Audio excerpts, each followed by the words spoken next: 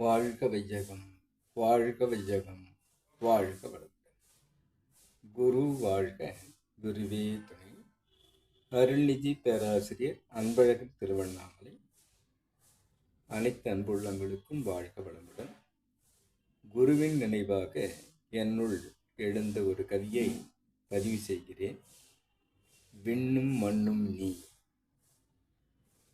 உன்னை அறிய ஓர் உபாயம் உண்டு, தன்னை அறியவோர் தார்மீகம் உண்டு, கண்ணை அறியவோர் காந்த சொரூபம் உண்டு, பெண்ணை அறியவோர் பிரளயம் உண்டு, எண்ணத்தால் அறியவோர் ஏற்றம் உண்டு, புண்ணியத்தால் அறியவோர் பூதாகாசம் உண்டு.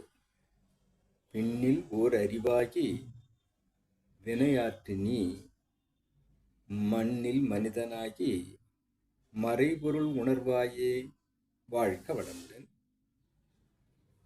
இக்கவி உன்னை அறிந்து கொள்ள வேண்டும் என்று சொன்னால் ஒரு உபாயம் இருக்கிறது என்று கூறி, அது தன்னை அறிவது, அது தன்னைத்தானே தார்மீக பொறுப்பேற்று தான் யார் என்பதை தானே கவனிப்பதாக தவநிலையாக மாற வேண்டும். அவ்வாறு மாறும்போது கண்ணை அறியவோர் காந்த ரூபம் உண்டு. இரு ஊனக்கண்கள் ஒரு ஞானக்கண் இறைவன் நமக்கு கொடுத்திருக்கிறான். அவ்வாறு கொடுத்த இறைவன் நம்மை தோற்றுவிக்க, இந்த பிரளயத்தை உருவாக்க பெண்மையை இரண்டாவது இறைவனாக தோற்றுவித்தான்.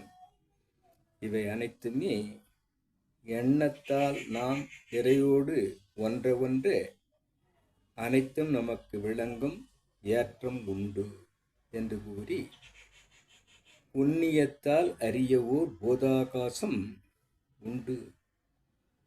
அனைத்து பஞ்சபூதங்களையும் அறிந்து அதற்கும் மூலமாக இருக்கக்கூடிய இறைவனை உணர்வதாக அது மலரும்.